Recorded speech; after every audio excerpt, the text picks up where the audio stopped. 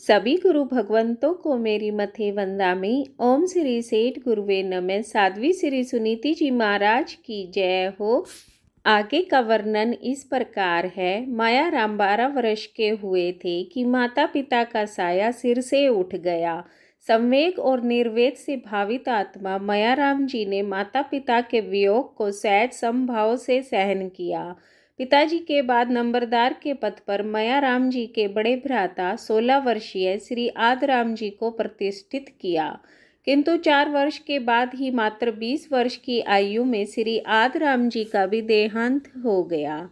आदराम जी के पीछे रह गए उनका अल्पवयस्क पुत्र बेगूराम और धर्म पत्नी तथा मयाराम जी, सुखीराम जी व रामनाथ जी, ये तीनों लघु भ्राता। मयाराम जी की आयु उस समय 16 वर्ष थी। सारे परिवार और नंबरदार पद की जिम्मेदारी उनके कंधे पर ही आ गई। यद्यपि मयाराम जी का मन वैराग्य से नाथ था। घर गृहस्थी उन्हें बंधन स्वरूप प्रतीत हो रही थी। सिगर वे संयम पथ के प्रतीक बनना चाहते थे, किंतु घर परिवार की जिम्मेदारियों से भागना भी उन्हें अन्याय प्रतीत हो रहा था।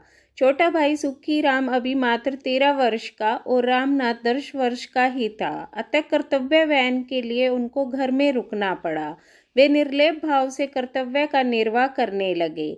स्वजन परिजनों ने मयाराम जी पर दबाव डाला कि वे विवाह करवाएं और सुख से गृहस्थी चलाएं, किंतु विवाह के लिए उन्होंने स्पष्ट इनकार कर दिया।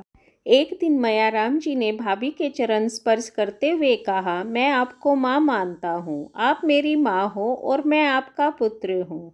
मुझे विवाह के लिए मजबूर न करना, मैं आजीवन ब्रह्मचारी रहूँगा, विवाह नहीं करवाऊंगा। यद्यपि भाभी की प्रबल इच्छा थी कि वे विवाह करवाएं, जिससे घर में खुशियों की बहार आए, लेकिन उस पुण्यवती देवी ने उनकी इच्छा के विरुद्ध चलना अधर्म माना और इसीलिए फिर कभी विवाह की बात नहीं चलाई। मयाराम जी जन्म से ही देवोपम रूप सौंदर्य और नैसर्गिक सभ्यता शालीनता के अवतार थे।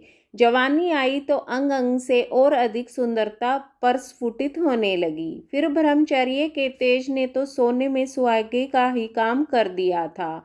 उस आकर्षक, अद्भुत और विलक्षण सौंदर्य को विषय वासना तो छू तक नहीं पाई थी।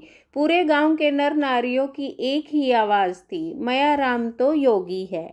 7 वर्ष तक मयाराम जी बड़ौदा गांव के नंबरदार पद पर आसीन रहे, किंतु उनके बुद्धि कौशल से 7 सालों में कोर्ट में गांव का एक भी केस नहीं गया। पूरा गांव का एक एक व्यक्ति मयाराम जी का आदर करता था। उनकी बात को कोई भी टालता नहीं था। एक दिन गांव में एक ज्योतिषी आया। अनेक लोगों ने उसे अपना हाथ दिखाया और भविष्य जाना। मयाराम जी जैन धर्म के प्रति दृढ़ आस्थाशील थे, अतः उन्होंने ज्योतिषी के प्रति कोई भाव नहीं दर्शाया, किंतु कुछ साथियों ने जबरदस्ती उनका हाथ ज्योतिषी को दिखा दिया। हस्तरेखाओं की सुभरता को देख ज्योतिषी के विस्मय का पार न रहा। आश्चर्य से वह बोला, मैं डंके की चोट कहता हूँ कि यह युवक असाधारण है, यह तो भविष्य में महाराजा धीराज होगा। मैं तो यही सोचकर हैरान हूँ कि इस छोटे से गांव में यह पैदा कैसे हो गया।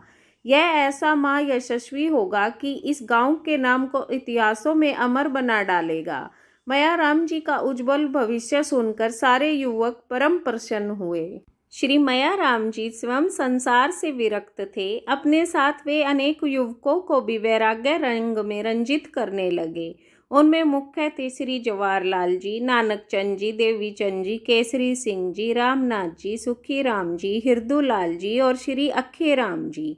इन 8 युवकों में श्री सुखी राम जी और रामनाथ जी मयाराम जी के सहोदर ही थे। जवाहरलाल जी और हिरदूलाल जी दोनों सहोदर थे और मयाराम जी के वंशागत भ्राता थे। श्री मयाराम जी के दादा तुर्तीराम और जवाहरलाल जी के दादा आशाराम जी दोनों सगे भाई थे। मयाराम जी के प्रति बोध पाकर इन सभी युवकों ने वज्र संकल्प कर लिया कि बाधाओं के चाहे कैसे भीषण अंधड़ आए, पर हम अविचल रहेंगे और संयम ग्रहण करके जीवन को सफल बनाएंगे। इसके आगे का वर्णन कल आपके समक्ष रखूंगी। बोलिए भगवान महावीर स्वामी की जय हो। गुरुदेव श्री मयाराम जी महाराज की जय हो। आपकी अपनी श्राविका।